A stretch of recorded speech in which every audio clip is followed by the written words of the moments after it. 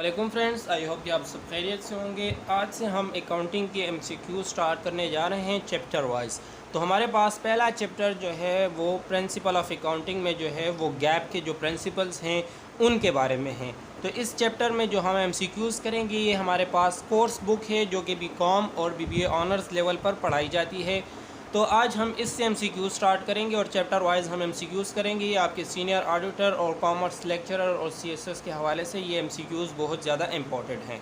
ये कोई टेस्ट की प्रिपरेशन वाली बुक नहीं है, ये आपके लिए बहुत ज़्यादा इम्पॉर्टेंट है। आप यहाँ से अपने कंसेप्ट एमसीक्यूज़ के हवाले से क्लियर कर सकते हैं। तो स्टार्ट करते हैं पहले से।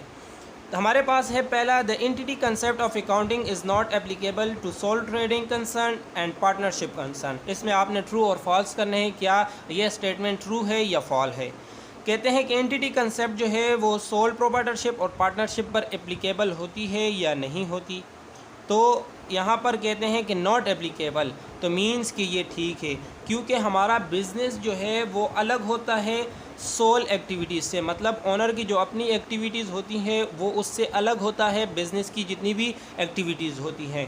तो एंटिटी कंसेप्ट जो होता है वो पार्टनरशिप पर और सोल प्रोप्राइटरशिप पर अप्लाई नहीं होता। दूसरा हमारे पास है the in accounting all business transactions are recorded as having a dual aspects. कहते हैं कि अकाउंटिंग की जितनी भी बिज़नेस ट्रांजेक्शन होती है उसके दो एस्पेक्ट्स होते हैं, लाजमी होते हैं। ये हमारे पास ट्रू है क्योंकि जो भी डेबिट होगा उसका लाजमी कोई ना कोई एस्पेक्ट जो होगा वो क्रेडिट भी होगा।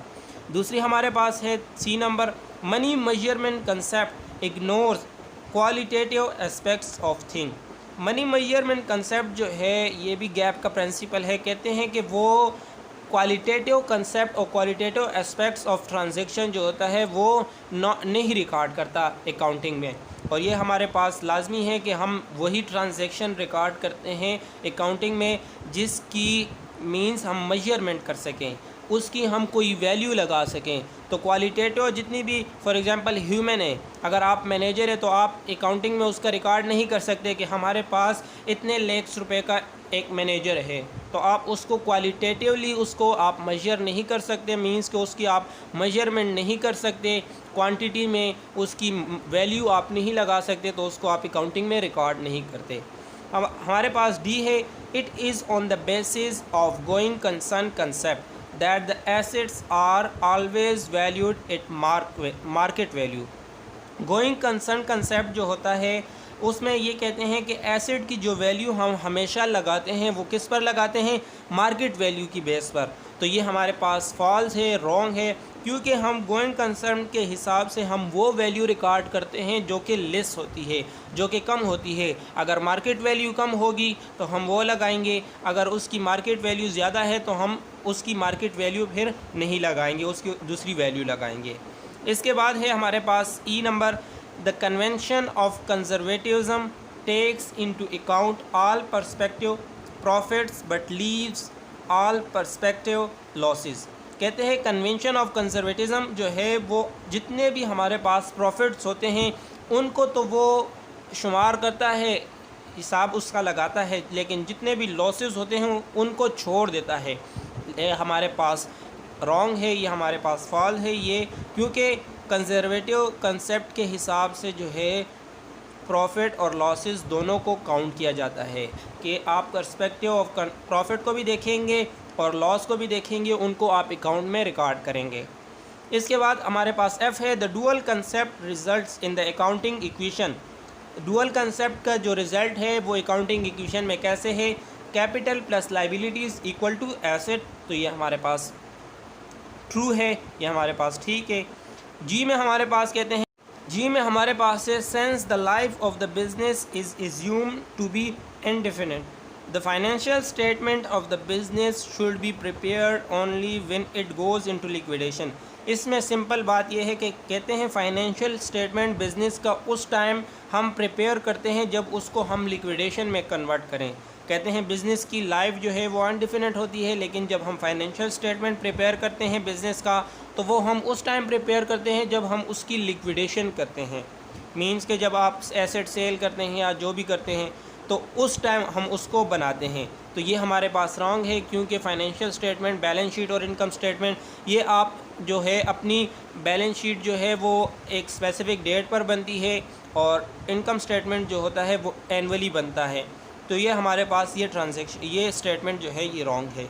एच में हमारे पास कहते हैं accounting principles are rules of action और conduct which are adopted by the accounting universally while recording accounting transaction. कहते हैं अकाउंटिंग के जो प्रिंसिपल्स हैं ये रूल्स और एक्शन ऑफ कंडक्ट है जो कि अडॉप्टेड किए जाते हैं। अकाउंटेंट मींस के बिज़नेस का जो अकाउंटेंट होता है वो इसको अडॉप्ट करता है। यूनिवर्सली मींस के पूरी दुनिया में इसको अडॉप्ट किया जाता है। अमेरिका में जो है अमेरिकन गैप चलते हैं। अमेरिका के अलावा जितनी भी और कंट्रीज़ हैं उनमें कुछ में जो है तकरीबन 110 कंट्रीज़ जो हैं उनमें IFRS चलता है। इसी तरह जापानीज़ अपना उनका अकाउंटिंग सिस्टम है, उनके अपने IFRS हैं। इसी तरह भी ऑस्ट्रेलियन के अपने हैं, इंडियन ने भी अपने कुछ बनाए हुए हैं, लेकिन IFRS जो है वो अमेरिका के अलावा जितनी भी कंट्रीज़ हैं वो फॉलो करती हैं। इसके बाद हमारे पास जो है convention of disclosure requires important information to be disclose in the accounts. कहते हैं कन्वेंशन ऑफ डिस्क्लोजर रिक्वायर क्या है कि आपकी जितनी भी इम्पोर्टेंट इंफॉर्मेशन है आपने उसको मींस जो है वो डिस्क्लोज़ आपने उसको करनी है। Convention of disclosure requires important information to be disclose in the account. आपने जितनी भी आपकी अकाउंट्स की इम्पोर्टेंट इंफॉर्मेशन है आपने उसको भी डिस्क्लोज़ करना है। तो ये रॉन्ग है। आपने वही इंफॉर्मेशन डिस्क्लोज़ करनी है जो कि पब्लिकली हो, जो कि आप पब्लिक से रिलेटेड हो आपके अकाउंट्स की। मींस कि आपने फाइनेंशियल स्टेटमेंट आपने उसको शो करना है, आपने उसके अपने इनकम स्टेटमेंट आपने उसको जो है और बैलेंस शीट आपने शो करनी होती है। आपने अपनी और बाकी डिटेल उनको नहीं देनी होती कि हमारे पास इतना इतना ये चीज़ें हमने यहाँ पर की है, लेकिन आपने जो इम्पोर्टेंट चीज़ें होती हैं कुछ वो आपने उनको जो होता है वो उनको आप बताते हैं पब्लिकली, लेकिन हर एक चीज़ आप पब्लिकली अनाउंस नहीं करते। तो ये हमारे पास कुछ ऑब्जेक्टिव थे, इनके कंसेप्ट थे। अगर आपको ये वीडियो पसंद आई है तो वीडियो को लाइक कर दीजिएगा प्लीज़, और चैनल को सब्सक्राइब कर दीजिएगा। ये हम चैप्टर वाइज ये सारे MCQs करेंगे, तो अपना फ़ीडबैक ज़रूर दीजिएगा कमेंट सेक्शन में, ताकि हम आगे वाली वीडियोस को भी कंटिन्यू कर सकें अगर आपको वीडियो पसंद आई है। तब तक के लिए इजाज़त चाहते हैं। अल्लाह हाफ़िज़।